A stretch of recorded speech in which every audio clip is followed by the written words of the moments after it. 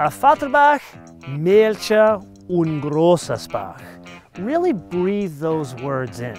Now quickly, when you think AMG, what picture pops into your brain?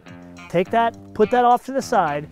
Now, let's take this in. Let's let this vehicle wash over us, because it's a bit of a conundrum. It's unlike any other vehicle that has been given to us, at least on these shores, from a Vaterbach. So, friends, we have the dubious job of unpacking the AMG that is not an AMG.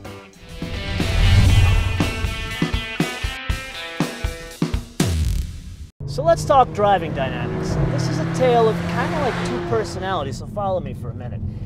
So we all know that this thing is based on the GLA 250, which is based on the CLA 250, which is a front-wheel drive platform. Got it so far?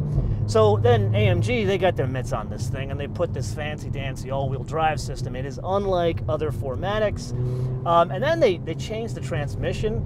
Some of the folks at Mercedes told me that this transmission, this 7-speed dual clutch, shifts faster. The programming is different than in the CLA 45 we drove back, man, that thing went over a year ago, I want to say now. Anyway, so back to the personalities.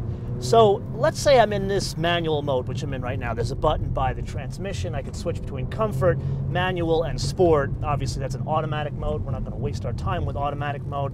We're going to do the shifting ourselves. I'm holding the gear in 3, and I'm kind of aggressive on the vehicle. And this is where you have, I mean, this thing puts an incredible smile on your face because, believe it or not, it's got a little bit of oversteer. Like, I don't remember the last car we've had where we've had this kind of oversteer. You know, it bites, man. It gets into a corner. Then, say for the sake of discussion, we decide to switch to comfort mode, let it do the shifting, so we hit the button here, and I'm lollygagging with my girl, we're talking, I'm not paying attention, and I get in a little bit over my head, and that's where the front-wheel drive personality kind of comes out, and there's just a tad bit of understeer. Understands it does? So let's go back to manual mode without killing ourselves here, and let's lower the gear. Let's go down to 2. Listen to that thing. That's the AMG performance exhaust, and does it help driving dynamics? Probably doesn't, but I think it plays like a Jedi mind trick on you, that because it's a Mercedes that snarls at you. Like, you got to look at the steering column and see the star and laurel to realize that you're in a Mercedes, not something else. To hear that snarling beast underneath the hood, I never thought I'd say Mercedes and snarling in the same film. So what am I trying to say here? Well, if you're buying one of these things, you need to get that exhaust. Full stop.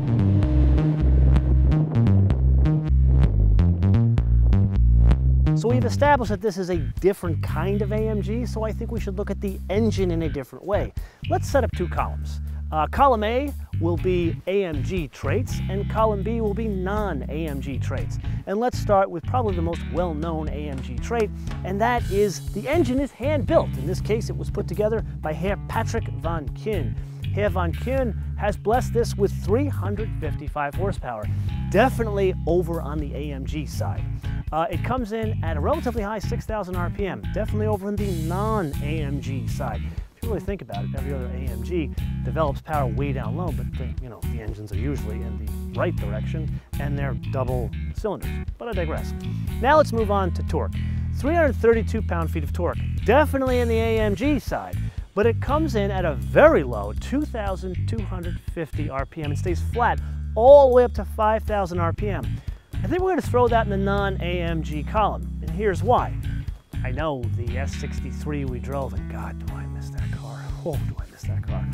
That develops torque very low, but that's a big displacement V8 with a turbo. This is a small, it's a 2-liter direct injected 4-cylinder engine, and it's really more of a commentary on the industry than just this car, because we're starting to see a lot of 4-cylinders, at least high horsepower 4-cylinders, develop their torque way down low. Like, remember our Golf R film or Audi S3 film? Not direct competitors, because this is way more horsepower, but the general concept is the same. Now let's move over to the turbocharger. So we're definitely going to put the turbocharger in the AMG side, because it's not the first AMG we've seen a turbocharger. But, now, back in the day, I was a HKS Supra kind of a guy, and you had to go to stage 4, if I remember correctly, to get a lot of boost, like 20 pounds of boost, and that was a lot of money on top of your base Supra. But this, from the factory, 26 pounds of boost.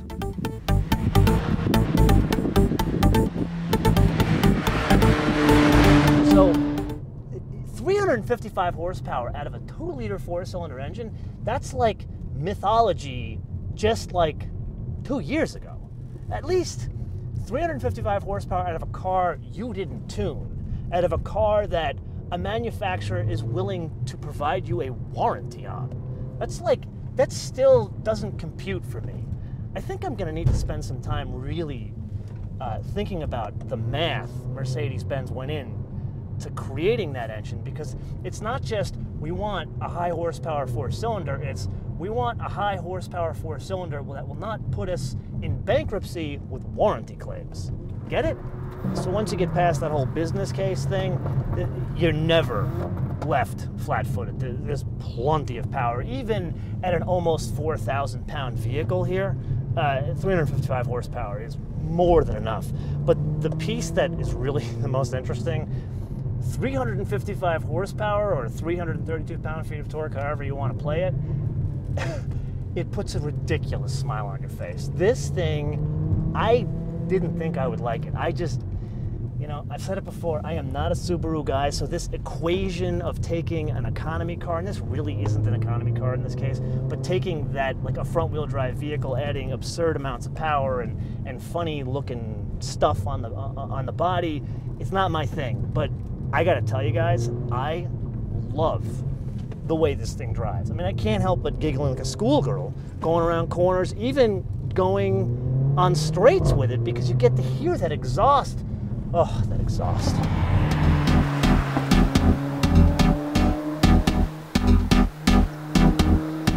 So I wasn't prepared for the amount of attention this thing garners, mainly from dudes, but every once in a while a girl does come out of the woodworks and they ask questions like, what is that thing? Is it a car or is it a truck? Now, I have never had an AMG confuse people, so I had to step back and look at this thing.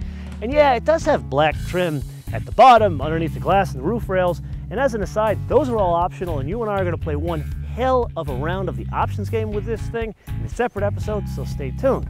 But is that the kind of thing that confuses people? Well, we decided to park the car here in, let's just say, an exaggerated manner, which you are not going to try at home, to show really one of the biggest differences, at least to us.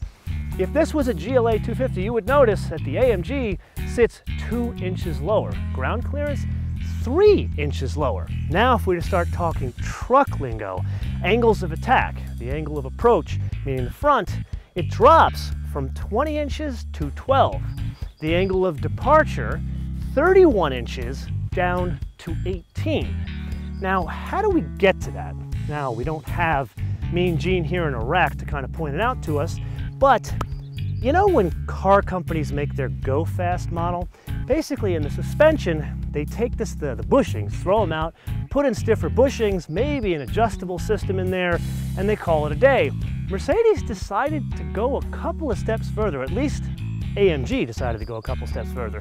They took the wishbones that were in the GLA 250, threw those out. In the front, 3-link multi-link setup. In the rear, a 4-link multi-link setup. Now let's talk a little bit about the inside here. Overall, this is a nice place. Notice what I say there. This is a nice place. You got the MB text on the dash, you got the stitching, the overall design is cool, but I'm going to bring up 3 things, and you and I are going to play a round of the options game, but I'm going to bring up 3 things that will come up there. Number 1, this piece here, this carbon fiber, we've talked about this plenty of times before. I don't like it that they force you to get carbon fiber or black piano when you get the Go Fast model. This, you can get the wood, and that would lighten this up. Number 2, black, especially no sunroof, blah. It's a terrible place to be in black, especially when you see some of the design pieces. It's unique here. You want to lighten it up, so I went online, build it, and it's so much prettier when you put it in a lighter color. Number 3, and the most important, In that CLA 45 we drove, it had the Recaros. This, no. You absolutely need the Recaros. In summary, what do we got? Well, if you were to present the concept of this car to me on paper about a week ago, I would say to you, thank you, but no, I don't want to drive your very expensive Subaru WRX STI. I got all the respect in the world for those cars, they're just not my cup of tea. So it would stand to reason I would feel the same way about this. But after a week of driving this thing, friends, I have to tell you, this thing is a pisser to drive. But therein lies the conundrum. It is unlike any other AMG that has come before it, at least on these shores. Maybe there's a better way to put this. Do you guys dog people? Think of the Subaru in this, personalities like a pit bull, vicious, like snarly, gets in your face. Where an S63, which we love and miss so much, that's more like the beautiful, muscular Rottweiler. And in the right circumstances, like if I were to say Foss to that dog, it would scare the shit out of you. So we have two different types of AMGs, and if you really think about it, Mercedes, Audi, BMW have been selling these kind of cars in Europe by the truckloads for many years. But that's because in Europe, they buy cars by the ounce, we buy them by the pound. So I have a two-part question for you guys. Number one, is there space in the US for a car like this? And number two, what is its competition? Because it definitely doesn't compete with like that Golf R we drove a couple of weeks ago. Granted, that car was actually a little bit more refined than this, but overall, this is much more powerful and a much cooler car. But it's definitely a more refined car than the Subaru. So what do you think it competes with? Let us know in the comments below or via our social media, MotoManTV all one word, MotoManTV all one word, Facebook, Twitter, and Instagram. And while we're talking about that, we would love it if you guys would share our episodes with your friends via your social media, Facebook, Twitter, and Instagram. And you can tag us, MotoManTV all one word, MotoManTV all one word. And with that, I think I have said MotoManTV all one word, Facebook, Twitter, and Instagram too many times. So I bid you adieu and say bis später. So here's the script. Click here to subscribe, click here to watch one of our 350 other episodes, and most importantly, share us with your friends. You're only wasting half your life on Facebook, Twitter, and Instagram. MotoManTV, all one word. I don't care who you share us with. Share us with your enemies. Just give the gift of MotoMan.